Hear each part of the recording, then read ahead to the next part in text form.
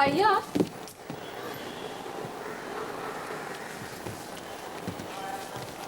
এই ভাইয়া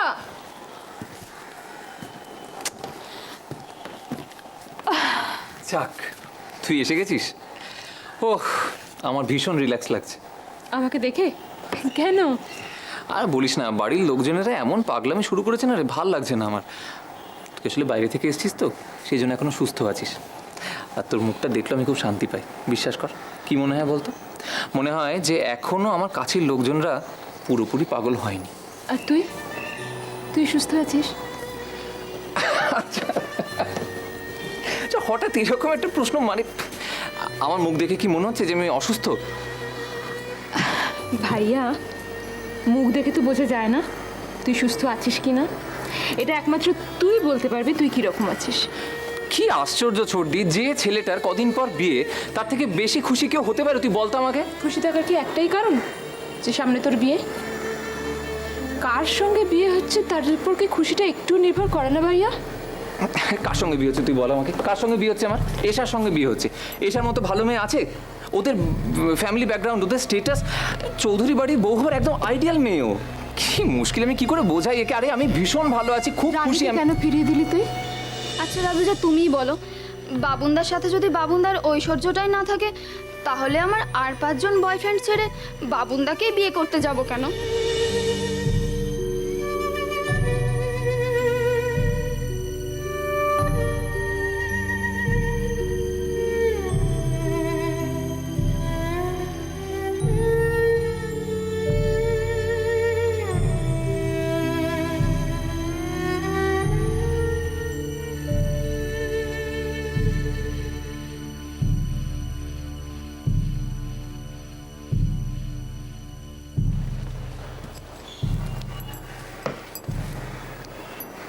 কেন এভাবে নিজেকে কষ্ট দিচ্ছিস ভাইয়া? কে বুঝবে বল? কেউ বুঝবে না রে। এই চৌধুরী বাড়ি তো, তুই বিশ্বাস কর, এই চৌধুরী বাড়ির মর্যাদায় কিচ্ছু খাপ খায় না। তার জন্য তুই নিজের জীবনটা খাপছাড়া করে দিবি? না, আমি একদম কষ্ট পাচ্ছি না। তুই বিশ্বাস করবি, এতটুকু কষ্ট পাচ্ছি না। আমি এশাকে নিয়ে খুব সুখে থাকবো, খুব ভালো থাকবো। আমি দেখিয়ে দেবো তোকে, আমি থাকবোই।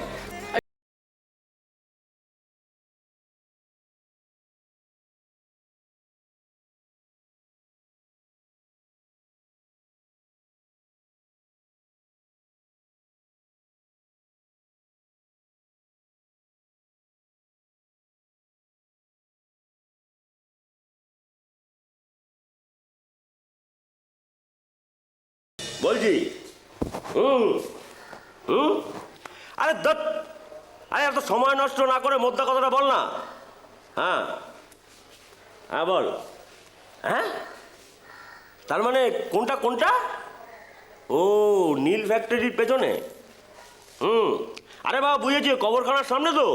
হ্যাঁ হ্যাঁ, ওরে সালা, ওই জমিটাও হাতিয়ে নিল ন্যাংরা কাতু। হ্যাঁ, মালটার ক্ষমতা আছে কিন্তু। এই শোন তো, মাঠে নামছে কবে? হ্যাঁ কি আমার কাছ থেকে মাল নেবে না? ওর বাপ নেবে শালা। এসব তুই একটা কাজ করতো, এক্ষুনি মদনকে পাঠা, গিয়ে যেন বলে যে আমার কোনো মাল যদিও রিজেক্ট করে, তাহলে ওর আস্ত ঠ্যাংটাও আমি ভেঙে দেবো। ওই বাপের দেওয়া পায়ে হাঁটা বন্ধ করে দেবো আমি। হ্যাঁ, এক্ষুনি পাঠা। হ্যাঁ, ও যেন গিয়ে বলে আমি যা যা বললাম ঠিক সেইভাবেই যেন বলে। হ্যাঁ হ্যাঁ হ্যাঁ, ঠিক আছে ঠিক আছে। মাল নেবে না সালা।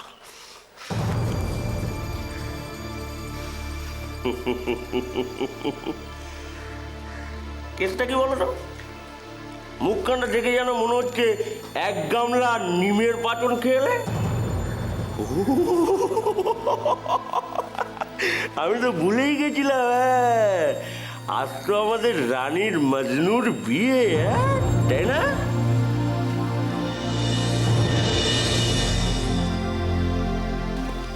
জানা কথাটা বারবার জিজ্ঞেস করে কি লাভ?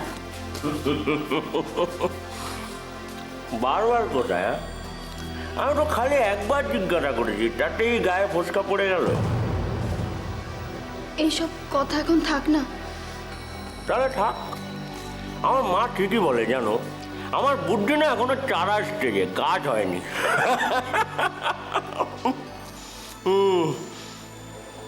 আসলে আমি কি ভেবেছিলাম জানো, আজ তো মজনুর বিয়ে, তাই তোমাদের হেভি দুঃখ হবে। তাই তো আমি তোমাদের এক খরচায় একই ছাদনাতলায় দাঁড়ানোর ব্যবস্থা করেছিলাম, কিন্তু তোমরাই তো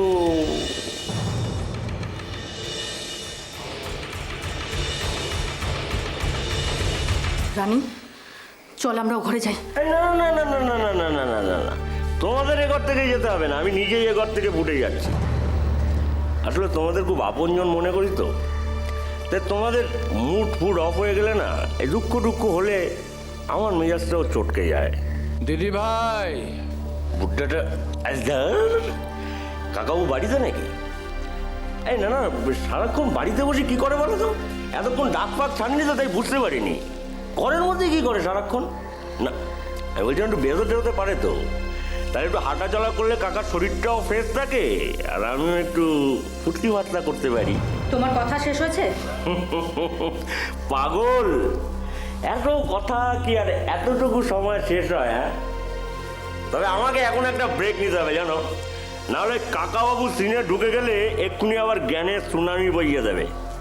আর তুমি তো আমাকে জানো, আমার মটকা গরম হয়ে গেলে নিজের বাপকে সহ্য করতে পারি না, তো বাপের জিগরি দোস্ত।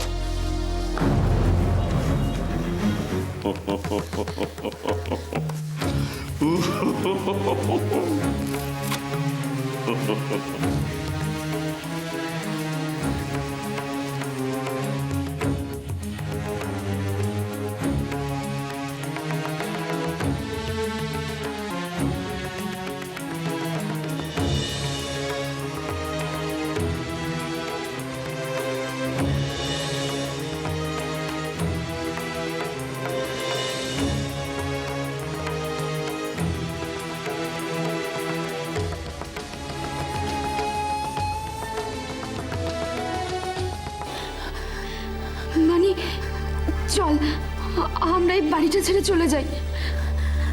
আমি এই লোকটাকে আর সহ্য করতে পারছি না। ঠিক বলেছিস, কিন্তু যাবোটা কোথায় বলতো? যেখানে হোক, একটা ছোটখাটো বাড়ি ভাড়া নিয়ে আমরা এখান থেকে চলে যাই। বাড়ি ভাড়া পাওয়াটা অত সহজ নয় রানী। যত সহজে তুই কথাটা বললি, অত সহজে আমরা এই বাড়িটা ছেড়ে যেতে পারবো না। বাড়ির যে এখন আকাশ ছোঁয়া ভাড়া, অত টাকা আমরা কোথা থেকে জোগাবো বল? এখন তো সম্বল বলতে আমার স্কুলের মাইনের ওই কটা টাকা, তা দিয়ে বাড়ি ভাড়া হয় না রে। তার উপর শেষ যে আসার আলোটুকু ছিল, সেটাও আজ নিভে গেল। কি এত আশা করেছিলি মানি? ভেবেছিলাম বাবুনের সাথে এশার বিয়েটা শেষ অবধি হবে না।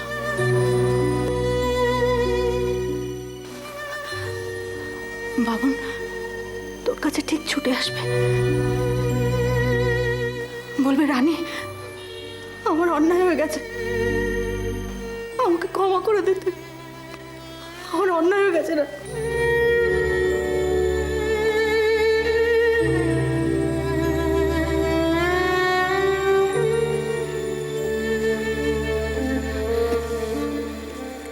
এখনো তুই এত আশা করিস মানি?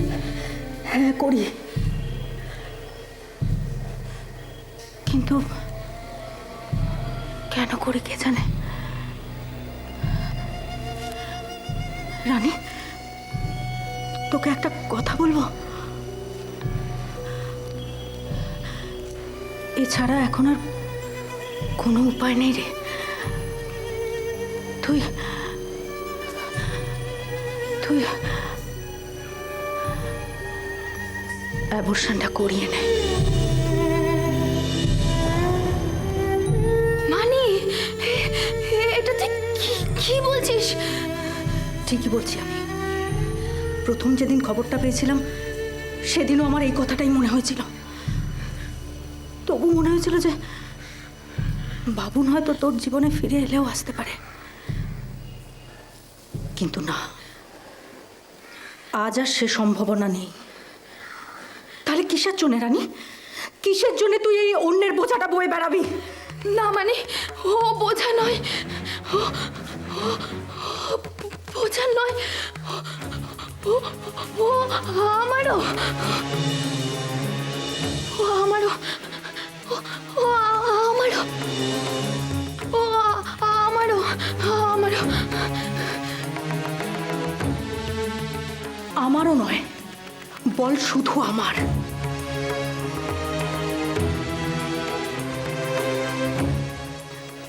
যে বাচ্চাটাকে তুই জন্ম দিতে যাচ্ছিস তার দায় শুধুই তোর রানী। বাবুন তার দিকে ফিরেও তাকাবে না।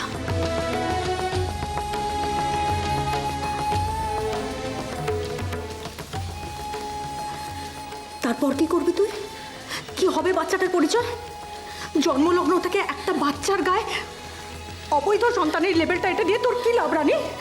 সারাটা জীবন ধরে একটা পরিচয়হীন মানুষকে পৃথিবীতে এনে তাকে কষ্ট দিয়ে তুই নিজেও কি সুখী থাকতে পারবি? বল রানী, তুই নিজে সুখী থাকতে পারবি? হ্যাঁ বল। ওকে আমি কষ্ট দেব না, ওকে আমি কষ্ট দেব না মানে, ওকে ওকে আমি কষ্ট দেব না। ও ও আমার পরিচয় বাঁচবে, ও আমার পরিচয় বাঁচবে, আমার।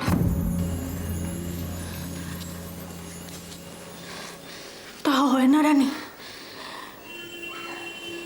পিতৃ পরিচয় ছাড়া বাঁচা যায় না। কে বলল যায় না? তুই তুই দিদি ভাইকে গোড়া থেকে এরকম দুর্বল করে দিস না সাথী। আমি বলছি ওর ছেলে ওর পরিচয় নিয়েই এ পৃথিবীতে বাঁচবে। হ্যাঁ হ্যাঁ, ওর আর সে পৃথিবীর আলো দেখার পর প্রথম দিন থেকে আমি তাকে বোঝাতে শুরু করব তার মার উপরে অন্যায় হয়েছে, অবিচার হয়েছে, আর এই অন্যায়ের প্রতিশোধ তাকেই নিতে হবে। হ্যাঁ, আর শুধু শুধু এই দিনটার জন্য আমি বেঁচে থাকবো দিদি ভাই। আমি তোকে কথা দিচ্ছি, আমি বেঁচে থাকবো এই দিনটার জন্য। আমি বেঁচে থাকবো দিদি ভাই, আমি বেঁচে থাকবো। আমি তোকে কথা দিচ্ছি, আমি বেঁচে থাকবো।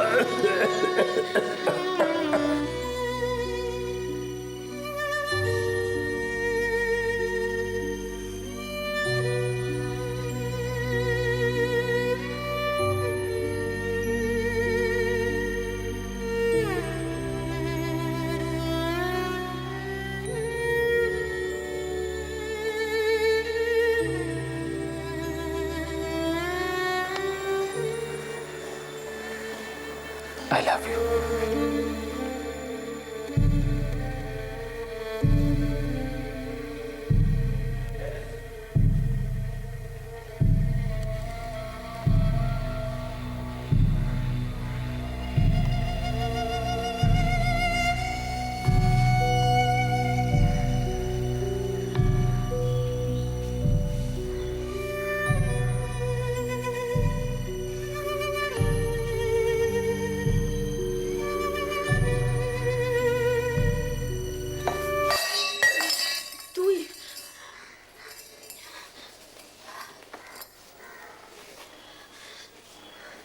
কেন? তুই কি ভেবেছিলি? কিছু না।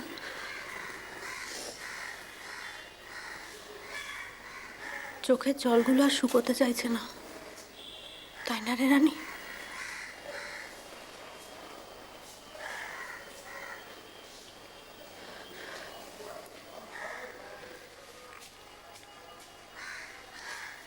রানী, শুনতে পাচ্ছিস? শখ পাচ্ছে। ওই যে রে, কারা যেন উলু দিচ্ছে। বাবুনকে নিয়ে বোধহয় বরযাত্রীরা রওনা দিয়ে দিল রে রানী। শুনতে পাচ্ছিস তুই? হ্যাঁ, শুনতে পাচ্ছিস না? শুনতে পাচ্ছিস? মানে তোর কি হয়েছে? মানে তুই এরকম করছিস কেন? আমি কেন এরকম করছি তুই বুঝতে পারছিস না? আমার বুকের ভেতরটা জ্বলে পুড়ে খাওয়া হয়ে যাচ্ছে রানী। বাবুটা এত বড় বেঈমান, তোরা এত বড় সর্বনাশ করে তোর দিক থেকে মুখ ফিরিয়ে নিতে ওরা এতটুকু বাঁধলো না? এত বড় নির্লজ্জ! ছি! মানে এভাবে বলিস না, বাবুদাকে তো আমি ফিরিয়ে দিয়েছি।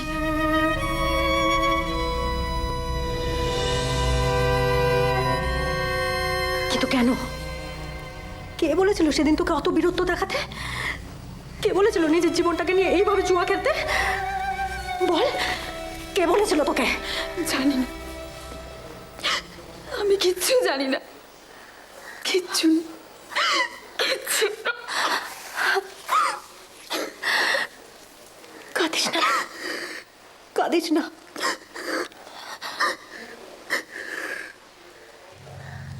যুদ্ধের এই তো সবে শুরু। তোর বুকের ভেতর অপমানের যে আগুনটা জ্বলছে, সেটাই হবে তোর যুদ্ধের অস্ত্র।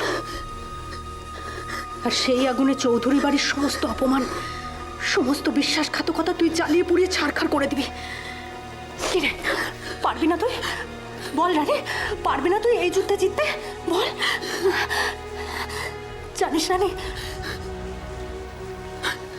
কাল আমি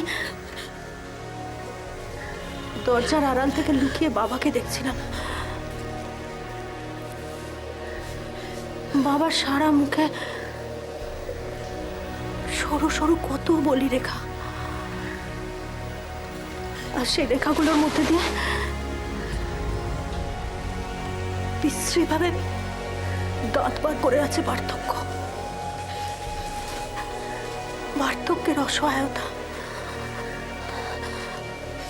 জানিস, দিদির অ্যাক্সিডেন্টের পর বাবা না আমাদের কাউকে কাঁদতে দেয়নি। বলতো তোমরা কেউ কেঁদো না, তাহলে আমার রানী কষ্ট পাবে। রানীর এই লাগবে, রানীর ওই লাগবে, রানীর এই চাই ওই চাই, রানী রানী রানী রানী করতে করতে মানুষটা কিরকম মুখ তুমড়ে মাটিতে পড়ে গেল। দেখ,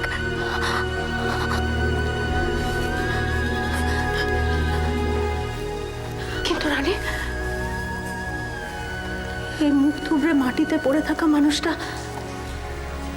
জীবনের শেষ বেলায় এসে হেরে যাবে কেন? না, তাকে মাটি থেকে তুলে তোকেই দাঁড় করাতে হবে। হ্যাঁ, তোকে তোকে বুঝিয়ে দিতে হবে, দাদুজা দেখো, আমি হেরে যাইনি, আমি সকলকে হারিয়ে দিয়েছি। দাদুজা, আমি সকলকে হারিয়ে দিয়েছি, সকলকে হারিয়ে দিয়েছি, আমি সকলকে